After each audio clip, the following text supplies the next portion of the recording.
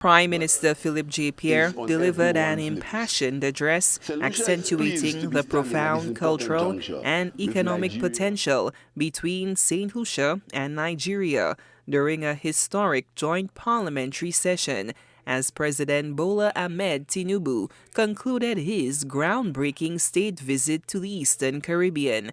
Speaking before a packed audience at Sandals Grand, Pierre articulated a vision of renewed cooperation between the two nations, drawing parallels between their shared heritage while acknowledging the stark demographic disparities that separate them. St. Lucia's population is smaller than that of Etiosa, local government in Lagos State. The Prime Minister drew attention to historical precedents of Caribbean-Nigerian cooperation, highlighting the colonial-era presence of Caribbean workers in Nigeria's railway and civil service sectors. He cited the literary achievements connecting both nations, referencing Nobel laureates Wole Soyinka and Sir Derek Walcott, whose friendship symbolized the intellectual bridge between Africa and the Caribbean.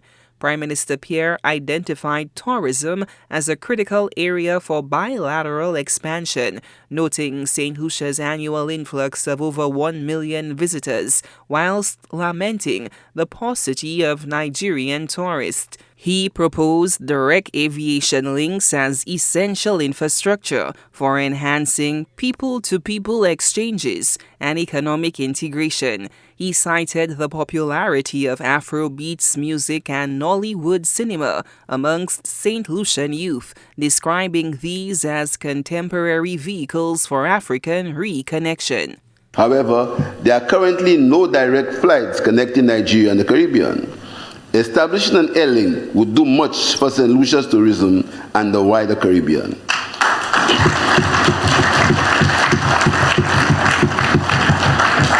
St. Lucia would gladly be a facilitator if such a venture were to be economically viable.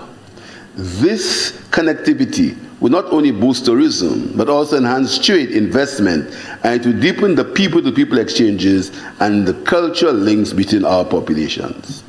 Mr. President, our peoples have never waited on the government to reach to Africa. Decades ago, Caribbean reggae artists like Garnet Silk made it their business to compose music which wrote letters of longing saying hello to Mama Africa. And Bob Marley sang the Pan-African song that called for Africa to unite. Today, the young people of St. Lucia have rediscovered Afrobeats and Nigerian Nollywood films as the new vehicle for which they have reconnected to the African continent. Our appreciation of Nigerian musical taste and talent is deep, lasting, and strong. Only last year, Nigerian stars like Roga performed at the St. Lucia Jazz Festival, joined the ranks of previous Nigerian artists who are thrilled local and Caribbean audiences. And Mr. President, let me invite you to St. Lucia's next Jazz Festival.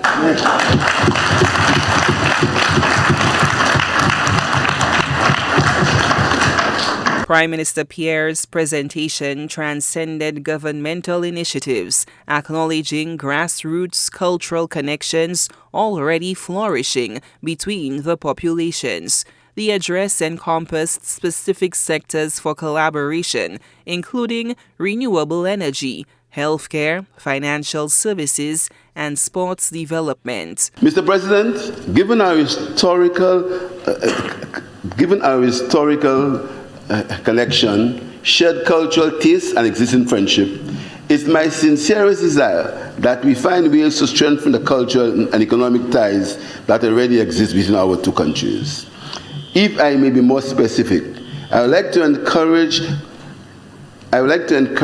collaboration in the creative industries and foster exchange programs between Nigerian and St. Lucian artists, musicians, and filmmakers.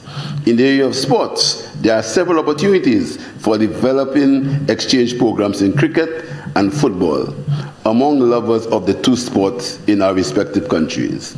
I'm certain that Nigeria could be of great benefit in enhancing the skills and technical abilities of our aspiring St. Lucian footballers, and we can do the same for Nigeria in cricket.